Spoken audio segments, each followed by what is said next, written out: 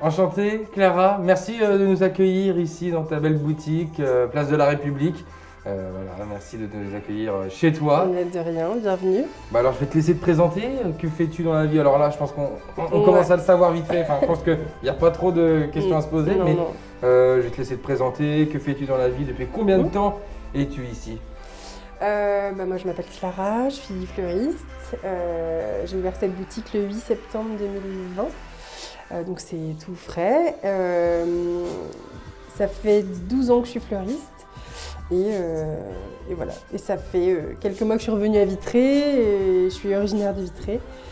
Et j'ai passé 10 ans à Paris et 2 ans à Rennes avant. C'est ça, donc quel est un petit peu ton cursus pour en arriver aujourd'hui à Vitré?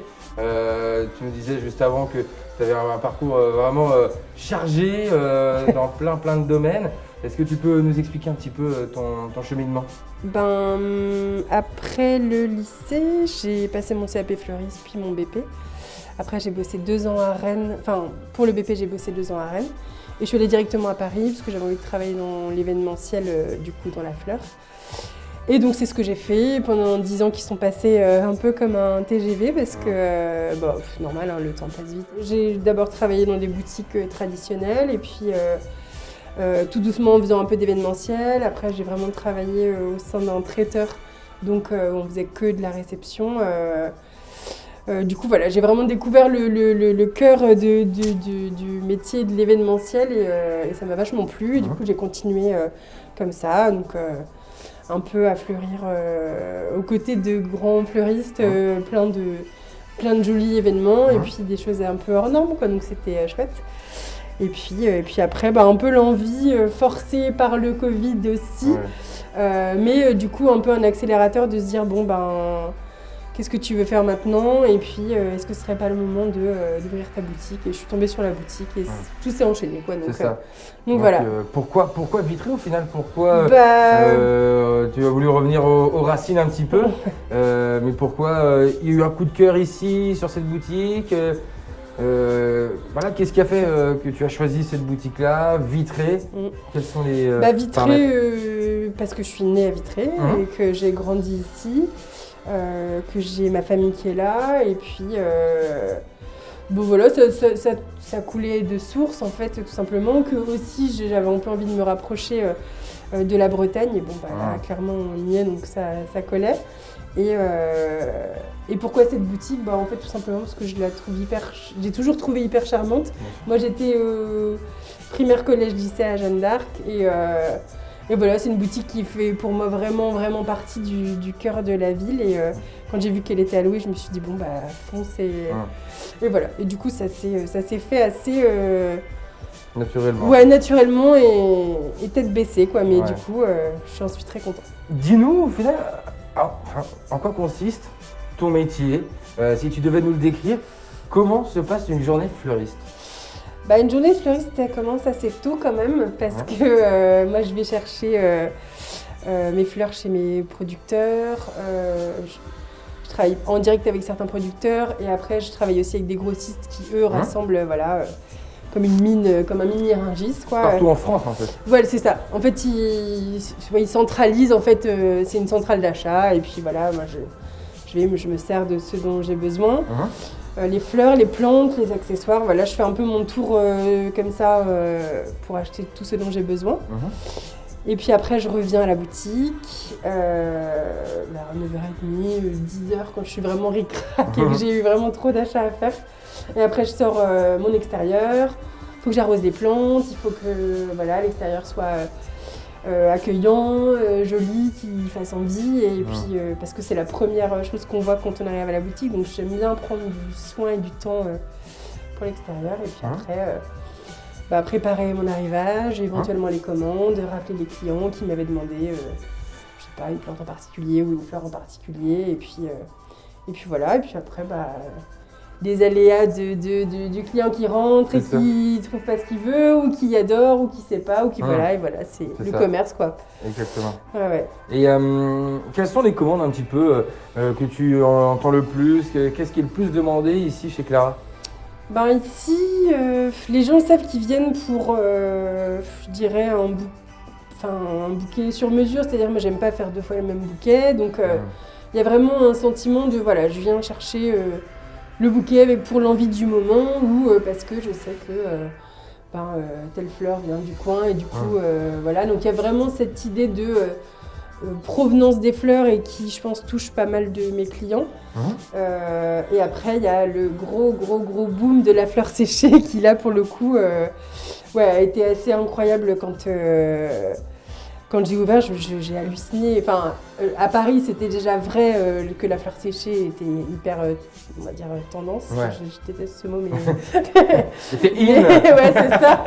Mais du coup, à Vitré, j'ai senti qu'il y avait une brèche et là, bien sûr. Mais moi, j'adore ça, donc je trouve ça génial. Et justement, la fleur sèche, pour celles et ceux qui connaissent pas, c'est vraiment complètement en fait une fleur... pas fanée, mais je veux dire... Alors non, parce qu'en fait, il y a vraiment un processus pour la fleur séchée. Moi, je travaille avec une productrice qui produit des fleurs fraîches pour les faire sécher. Mais il y a un vrai procédé, en fait. Il y a des machines, il y a des séchoirs, etc. Donc, c'est autre chose que acheter du frais, le laisser sécher et le réutiliser. C'est des fleurs qu'on achète déjà séchées, pour qu'elle puisse perdurer dans le temps et en fait il y a besoin d'une vraie qualité de sec. Si c'est trop sec, c'est pas bon quoi. Donc du coup la fleur séchée, tu nous as expliqué un petit peu le processus. Là tu as avec toi 2 fleurs séchées, alors lesquelles sont-elles? Et puis est-ce qu'on peut quelles sont les différences par rapport aux fleurs dites classiques? Ouais, ça c'est du limonium par exemple, que j'aime beaucoup parce que ça fait un volume dans les bouquets et puis ça a des couleurs, ça a un large choix de couleurs. Et ça voilà, moi quand je les achète frais et que je les fais sécher à la boutique, déjà ça met du temps et puis la couleur elle va mettre du temps avant d'arriver à ce stade-là. Alors que là quand on les achète déjà séchés, c'est tout de suite très esthétique et voilà, on a rempli le contrat direct quoi. Parce qu'à la base elles sont quelle couleur plutôt? Elles sont à la base elles sont violettes. D'accord. Ah oui, donc elles ont déjà un petit peu pâli. On voit un peu le cœur là, c'est vraiment, souvent c'est même des violets profonds. D'accord. Celle-ci là on voit par exemple celle-là, vraiment elles sont très violettes. Bon après c'est pas les mêmes variétés mais c'est voilà. Dans l'idée de la couleur. Dans l'idée c'est ça. Et c'est pareil pour les labyrus. Ça en fait il faut les couper au bon stade parce qu'en fait ça s'épanouit. Et ça va vraiment venir sortir toutes les... En fait la graminée s'ouvre. Et du coup ça fait un effet un peu dufteux plume autour. Il y a un petit poussin là comme ça? Ouais c'est ça.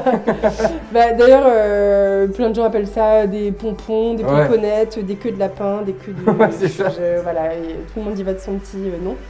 Et du coup voilà, donc en fait c'est vraiment une histoire de stade de cueillette et après de bien les faire sécher, de bien que les étapes soient bien remplies pour que ça fonctionne bien quoi. D'accord. Lorsque l'on voit la boutique chez Clara, on est place de la République, il y a un beau rose, ça donne envie. Dehors, on voit un bel étal, etc. On sait que tu accordes énormément d'importance à la décoration. Toi, qu'est-ce qui te plaît le plus dans ton métier? Dis-nous, qu'est-ce qui te passionne le plus? Est-ce que c'est la mise en place? Est-ce que c'est le commerce? C'est l'échange? Est-ce que c'est la vente? Qu'est-ce qui te plaît le plus dans ton métier? Je pense que c'est véritablement un ensemble, ce métier. On ne peut pas juste choisir de toute façon, on ne peut pas choisir de faire que ci ou que ça. Après, moi, ce que j'aime beaucoup, c'est la mise en place, même la mise en scène des vitrines, etc. Au début, j'étais tarée, je faisais toutes les semaines une nouvelle vitrine. Je me suis un peu calmée. C'est pas facile, hein. Mais non, mais parce que aussi... bon voilà, c'est bien de parfois se lâcher un peu, se laisser un peu de temps, mais bon, c'était une manière pour moi de montrer vraiment ma personnalité et de montrer mes goûts et puis un peu marquer mon territoire quoi. Totalement, on voit que alors t'as plein de fleurs ici, on est dans le cadre, du coup, au fond à droite de ta boutique. Quelles fleurs nous entourent?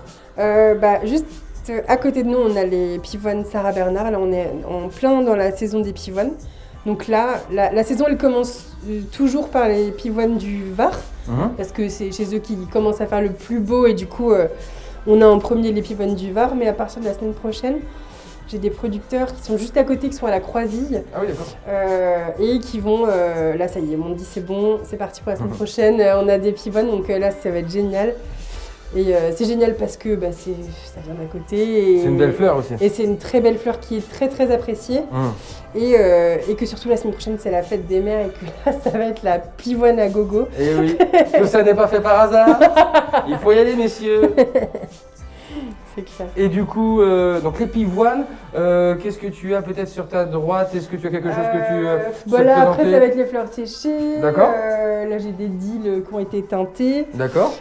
Et ici, qu'est-ce qu'on va avoir alors juste ça c'est des œillets, moi j'adore les œillets. Alors c'est vrai, alors est-ce qu'on peut enlever cette image un petit peu? Ah bah ouais, les œillets, ouais, je pense on qu'on dit que peut, c'est personne avare, mais au final les œillets c'est une très belle fleur. C'est des très belles fleurs, il y a une multitude de couleurs, de choix, c'est vraiment, moi je trouve que c'est une super super belle fleur, en plus elle tient très bien. Et moi j'ai converti des gens à la boutique qui n'aimaient pas ça, enfin qui avaient un peu cet a priori de... les radins, oui c'est ça, ou même de fleurs un peu porte-malheur. Mais ça, je pense que ça y est, là, on peut passer à autre chose. C'était il y a 100 ans, je pense. Donc, là, on a une très jolie fleur aussi. Comment elle s'appelle? C'est un muflier. D'accord.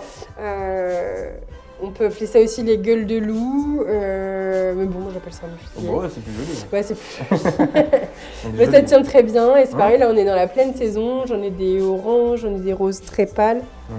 Voilà, et ça c'est les producteurs de Dordogne qui les produisent, donc c'est chouette. Est-ce qu'on a des fleurs en Bretagne? Est-ce qu'on peut avoir des fleurs? On a plein de Est-ce fleurs. qu'on est bon là-dedans dans la région? On est très très bon dans les hortensias. Ouais. Moi quand j'ai ouvert en septembre, j'ai acheté des hortensias de Paimpol qui étaient juste sublimes, les gens ils ont adoré. J'ai trop hâte. Ouais, bleu, rose, c'était vraiment un mélange de couleurs. D'accord. J'avais quasiment aucune tête unie, mais voilà, et j'ai plein de gens qui les ont fait sécher, donc ils les ont gardés et tout. Non, franchement, très beau. Et puis on a... franchement, on peut avoir des renoncules, des anémones, des pivoines, on peut avoir des delphiniums. Enfin, franchement, il y a une grande diversité. Après, je pense que les producteurs sont sur des productions assez petites quand même, à part les hortensias où là, c'est vraiment des grosses productions. Mais voilà, donc du coup, il faut réussir à rentrer dans le cercle et qu'ils acceptent de travailler avec nous. Et voilà, moi, j'ai trois fournisseurs avec qui je travaille au quotidien et avec qui ça se passe super bien. Donc, non, c'est chouette. C'est super, on a appris plein de choses sur toi, sur ton métier, sur la boutique. Et justement, la semaine prochaine, ce reportage va sortir, vous le voyez, on est jeudi soir. La fête des mères, c'est dimanche. Donc, si je devais te donner un petit défi, quel bouquet ferait plaisir à nos mamans? Je crois que sans vouloir sortir des clous, clairement un bouquet de pivoine, c'est là on tape dans le mille. Mais après, il n'y aura pas que des pivoines et franchement... Les pivoines, vous c'est une les belle avez saison. juste ici. Hein. Ouais. Les pivoines, vous les avez juste ici, vous les voyez sur votre écran de toute manière. Pivoines, est-ce qu'on va sur de l'œillet? On aura de l'œillet, on aura des lisianthus. Je pense que je pourrais avoir quelques roses aussi de la Croisille, il me semble que ce sera le tout début. Je pense que j'aurai des delphiniums, toujours... évidemment des fleurs séchées, j'ai d'ailleurs déjà des commandes et j'ai l'impression que ça va pas s'arrêter, donc c'est cool. Et puis plein de rosiers aussi, j'ai des super beaux rosiers parfumés, des très très très belles qualités de rosiers et voilà, je vais essayer de faire une belle boutique, un bel extérieur et donner envie à tout le monde de faire plaisir à leur maman. Si vous voulez prendre un bouquet de fleurs pour la fête des mères ou même pour une autre occasion, c'est ici, chez Clara, place de la République. Merci beaucoup de nous avoir accueillis dans ta belle boutique. Ça sent bon, c'est beau. Vraiment, on te remercie. Non, merci à toi, merci à vous et à bientôt. À très très vite. Donc n'hésitez pas, la fête des mères c'est dimanche. Donc on y va, on fonce. On compte sur vous, faites plaisir. Allez. Bonne soirée à toutes et à tous. Et on se retrouve très rapidement sur Cause Média Vitré. Ciao, ciao. Salut.